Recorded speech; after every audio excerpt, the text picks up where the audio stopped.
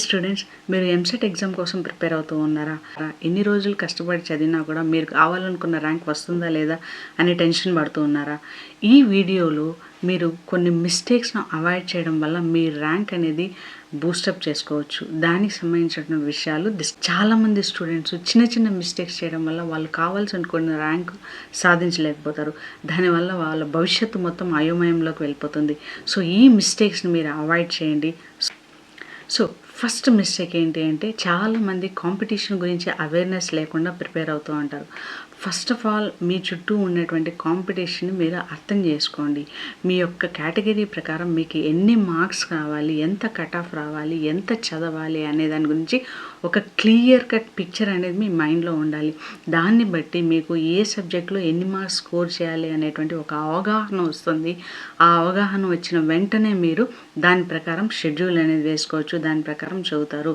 So first మీ చుట్టూ ఉన్న వాళ్ళతో పోల్చుకుంటే మీరు ఎంత చదివారు, మీ కాంపిటీషన్ ఎంత ఉంది అనే ఒక ఐడియా అనేది క్లియర్గా మీరు క్రియేట్ చేసుకోండి. Next, relying on theory. ప్రతి ఒక్క స్టూడెంట్ కూడా నా సిలబస్ ఇంకా పూర్తవలేదు, నేను పూర్తయిన తర్వాత మాత్రమే నేను ప్రాక్టీస్ టెస్ట్ ఇస్తాను, పూర్తయిన తర్వాత మాత్రమే నేను మాక్ టెస్ట్ చేస్తాను, అప్పటి వరకు నేను కంప్లీట్ చేయను అపోహలో ఉంటారు. కానీ ఒక విషయం గుర్తుపెట్టుకోండి, సిలబస్ అనేది ఎప్పటికీ కూడా కంప్లీట్ అవ్వదు. మీరు ఎంతైతే చదివారో దానికి ఇమీడియట్గా మీరు మాక్ టెస్ట్, ప్రాక్టీస్ టెస్ట్ లేదా చాప్టర్ వైజ్ క్వశ్చన్స్ను సాల్వ్ చేయడం అనేది స్టార్ట్ చేయండి. ఎప్పుడైతే మీరు సాల్వ్ చేస్తారో అప్పుడు మాత్రమే మీ మిస్టేక్స్ అనేవి తెలుస్తాయి. ఎప్పుడైతే మీ మిస్టేక్స్ అనేది తెలుస్తాయో అప్పుడు మాత్రమే మీరు దాన్ని ఎలా రెక్టిఫై చేసుకోగలరో మీకు అర్థమవుతుంది. సో కాబట్టి సిలబస్ మొత్తం కంప్లీట్ చేయడం కోసం వెయిట్ చేయొద్దండి. సో ఇప్పటి నుంచే మీరు ప్రాక్టీస్ టెస్ట్, మాక్ టెస్ట్ లేదా అట్లీస్ట్ చాప్టర్ వైజ్ క్వశ్చన్స్ అన్నా మీరు ప్రాక్టీస్ చేయడం స్టార్ట్ చేయండి. ప్రాక్టీస్ చేసినప్పుడు మాత్రమే మీకు మిస్టేక్స్ అనేది అర్థమవుతాయి. మిస్టేక్స్ అర్థమైనప్పుడు మాత్రమే వాటిని రెక్టిఫై చేయగలము. సో ఇదే ఛానల్లో నేను మీకు previous year questions as well as chapter wise questions కూడా ఎంసెట్ సంబంధించినటువంటి క్వశ్చన్స్ డిస్కస్ చేస్తాను. ఆ సిరీస్ చూడండి. ఆ సిరీస్ చూసినట్లయితే మీకు ఒక రివిజన్ అవుతుంది. అట్ ద సేమ్ టైం మీరు ఎక్కడ మిస్టేక్ అవుతున్నారు, ఇంపార్టెంట్ కాన్సెప్ట్ అనాలిసిస్ కూడా అర్థమవుతుంది. చాలామంది స్టూడెంట్స్ ఎప్పుడు చదువుతూనే ఉంటారు. బట్ మోస్ట్ ఇంపార్టెంట్ ఏంటి అంటే, చదివింది మనకు బ్రెయిన్లో ఎంత మెమరీలో ఉంది అనేది చాలా చాలా ఇంపార్టెంట్. ఎవరైనా సరే ఒక రోజు తర్వాత కొంచెం అమౌంట్ ఆఫ్ స్టడీస్ని మర్చిపోతారు ప్రీవియస్ డేతో కంపేర్ చేస్తే. ఒక 3 days తర్వాత అప్రాక్సిమేట్లీ 30-40% కాన్సెప్ట్ అనేది మర్చిపోతూ ఉంటారు. దీన్ని మీరు యాక్టివ్గా హ్యాండిల్ చేయాలి అంటే ఖచ్చితంగా మీరు రివిజన్ అనేది షెడ్యూల్ చేసుకోవాలి.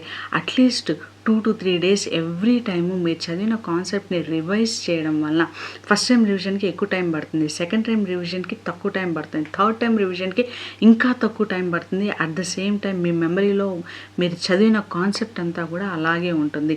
ఇది చాలా ఇంపార్టెంట్. ఎప్పుడైతే మీ కాన్సెప్ట్ క్లారిటీగా మీ మైండ్లో ఉంటుందో అట్లీస్ట్ ఏ క్వశ్చన్ అయినా సరే చాలా ఈజీగా సాల్వ్ చేయగలరు. సో రివిజన్ అనేది చాలా చాలా ఇంపార్టెంట్. మీరు మొత్తం కంప్లీట్ చేసిన తర్వాత రివిజన్ చేయకుండా ప్రతి చాప్టర్కి ఎవ్రీ 3-4 days వన్స్ అట్లీస్ట్ మీరు రివైజ్ చేసుకుంటే వీక్లీ రివిజన్ షెడ్యూల్ అనేది ఒకటి తయారు చేసుకొని ఆ షెడ్యూల్ ప్రకారం మీరు ప్రతి ఒక్కటి రివిజన్ చేసుకోగలిగినట్లయితే మీరు మంచి స్కోర్ని గెయిన్ చేస్తారు. సో చాలామంది ప్రీవియస్ ఇయర్ క్వశ్చన్స్ ఇచ్చేసారు కదా, ఆ క్వశ్చన్స్ మళ్ళీ రిపీట్ అవ్వు, మళ్ళీ దాన్ని చదవడం ఎందుకు అనేసి అనుకుంటూ ఉంటారు. ఇది చాలా పెద్ద మిస్టేక్. ప్రీవియస్ ఇయర్ క్వశ్చన్స్ ఎగ్జాక్ట్గా రిపీట్ అవ్వవు, కానీ ఆ కాన్సెప్ట్ చుట్టూ ఉండేటువంటి స్టేట్మెంట్ అజంప్షన్ కానీ, లేదంటే మ్యాచ్ ద ఫాలోయింగ్ కానీ, లేకపోతే రీజనింగ్ క్వశ్చన్స్ కానీ ఆ around the concept at least 4 to 5 repeat అవుతూ ఉంటాయి. కాబట్టి ఎప్పుడు కూడా మీరు ప్రీవియస్ ఇయర్ క్వశ్చన్ పేపర్స్ని నెగ్లెక్ట్ చేయొద్దండి. ప్రీవియస్ ఇయర్ క్వశ్చన్ పేపర్స్ని మీరు సాల్వ్ చేసినట్లయితే ఆ కాన్సెప్ట్ మీకు క్లారిటీగా ఉంటుంది అన్న కాన్ఫిడెన్స్ వస్తుంది. ఈ కాన్ఫిడెన్స్ ఎగ్జామినేషన్ క్లియర్ చేయడంలో చాలా ఇంపార్టెంట్ రోల్ని ప్లే చేస్తుంది. చాలామంది స్టూడెంట్స్ ఒక టాపిక్ చదువుతారు, తర్వాత దాన్ని chapter wise exam questions solve చేస్తారు. సాల్వ్ చేసిన తర్వాత ఏదైనా కొన్ని క్వశ్చన్స్ మిస్టేక్ అవుతాయి. మిస్టేక్ అయినప్పుడు ఈ సిల్లీ మిస్టేక్ చేసాము, ఇది ఎందుకు మిస్టేక్ చేసాము అని డౌట్స్ టీచర్స్ని అడగరు అనమాట. ఇది చాలా చాలా పెద్ద మిస్టేక్ అవుతుంది.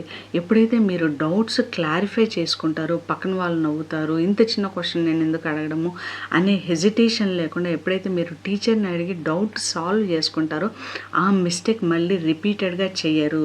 సో, ఎప్పుడైతే మీరు మిస్టేక్స్ తక్కువ చేస్తారో అప్పుడు స్కోర్ అనేది ఆటోమేటిక్‌గా బూస్ట్ అవుతుంది. సో, ఖచ్చితంగా మీరు చేసినటువంటి తప్పుల్ని ఎందుకు చేశాము అని అనలైజ్ చేసుకోండి. కాన్సెప్ట్‌లో క్లారిటీ లేకపోతే ఇమ్మీడియేట్‌గా టీచర్స్‌ని అడిగి సాల్వ్ చేసుకోండి. ఇలా సాల్వ్ చేసుకోవడం వల్ల మీ స్కోర్ అనేది చాలా హైగా వెళ్తుంది. సో, ఎంసెట్ దగ్గర పడుతుంది కదా అనేసి చాలామంది స్టూడెంట్స్ 18 అవర్స్ చదవాలి, 14 అవర్స్ చదవాలి అనేటువంటి ఒక ఆతృతతో కొంతమంది మేము ఇప్పటివరకు ఏం చదవలేదు, ఇప్పుడు మేము చాలా ఎక్కువగా ప్రయత్నం చేయాలి అనేటువంటి తపనతో చాలా ఎక్కువసేపు చదవడం అనేది స్టార్ట్ చేస్తూ ఉంటారు. బట్ అది చాలా హార్మ్ఫుల్ అనమాట.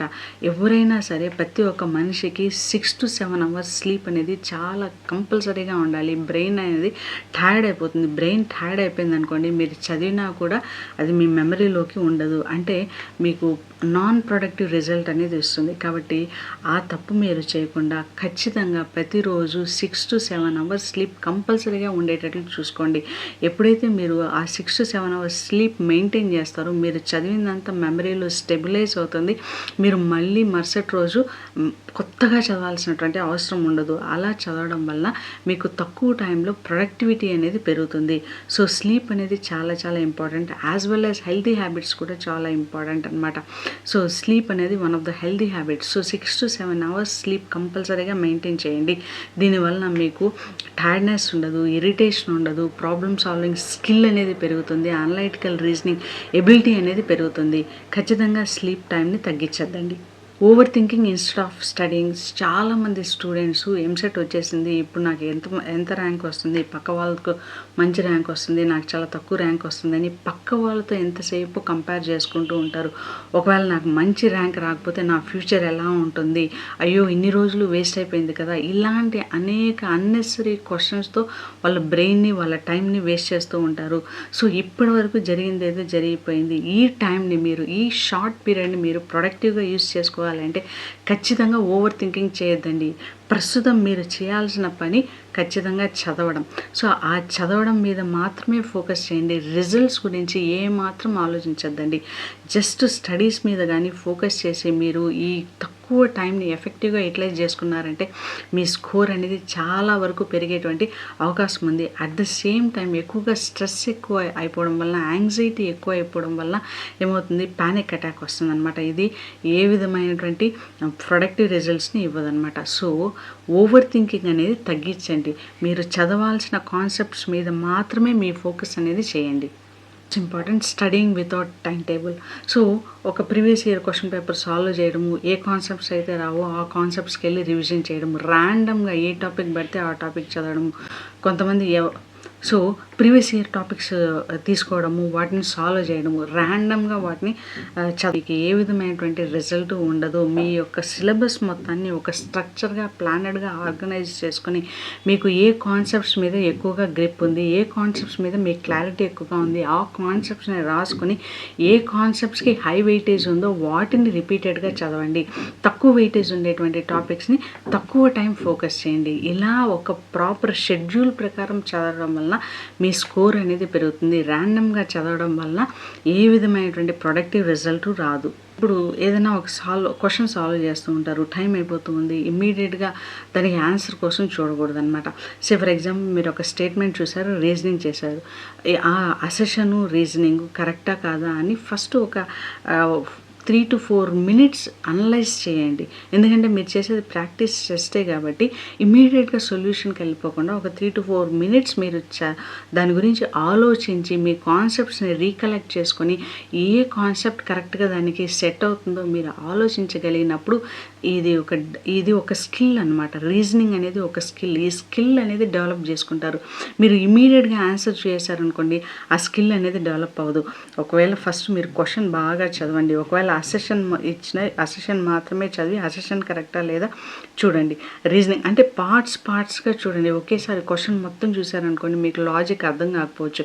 ఎప్పుడైతే మీరు పార్షియల్ క్వశ్చన్ని చదివి అది ఏ కాన్సెప్ట్కో రిలేట్ చేస్తూ మీరు కోరిలేట్ చేస్తూ రీజనింగ్ చేయగలిగారనుకోండి, ఈజీగా మీకు రీజనింగ్ స్కిల్ అనేది డెవలప్ అవుతుంది. ఎగ్జామ్ స్ట్రెస్ని హ్యాండిల్ చేసేటువంటి ఎబిలిటీ అనేది డెవలప్ అవుతుంది.